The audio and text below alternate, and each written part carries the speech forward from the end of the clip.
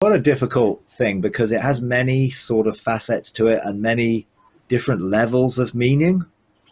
Um, Ultimately, it's a sacred geometric shape, which is a shape that has 13 spheres of intersecting positions within those geometric shapes. So within it is a cube, and then also within the geometric 3D, let's say geometric shape, there is like the Star of David shape, and there are pyramid shapes, and there is a dodecahedron shape, and there are multiple different shapes that are geometric things.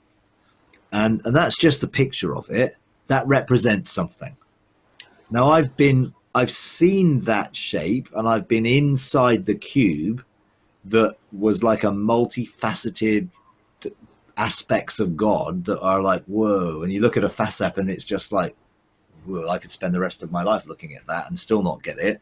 So it's pretty deep when it comes to revelation, but it represents something. So it represents the cycles of heaven, judgment, justice, grace, and mercy, and how they cycle around the circle of the deep, which is how things move, the wheels within wheels within wheels.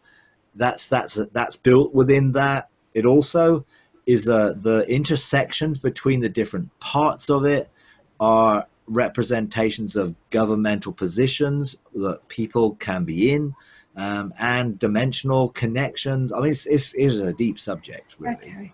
Okay. I'll tell Tree you of what. life is also built within it, and that's also a position where we can be in, because that shape is within it, which is a sort of a pointy bit and a pointy bit with a long bit in the middle. I can't remember what the name of it is, but it's that shape is within there, and that within there again there are positions that we are connected to the fabric of creation. So at one level, it's a representation of how heaven functions governmentally in positions of authority. At another level, it's sort of more about how the whole of creation is held together by different spheres of government and authority.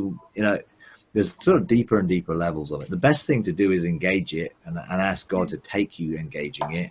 Then you'll have some experience of it.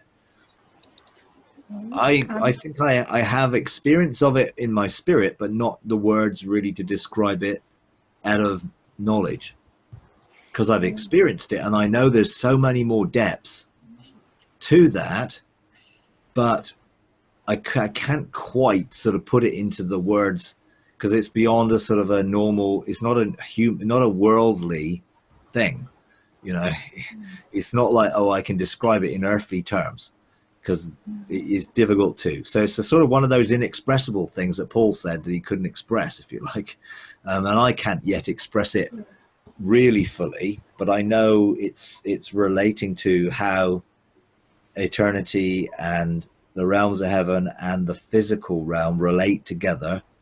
So you could sort of say the God's heart in eternity move things in the realms of heaven, and then that gets outworked into the realms of the earth.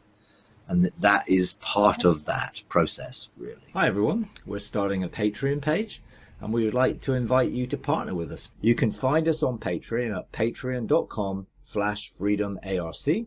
Partner with us in taking the message of God's unconditional love, limitless grace, triumphant mercy to a bigger global audience.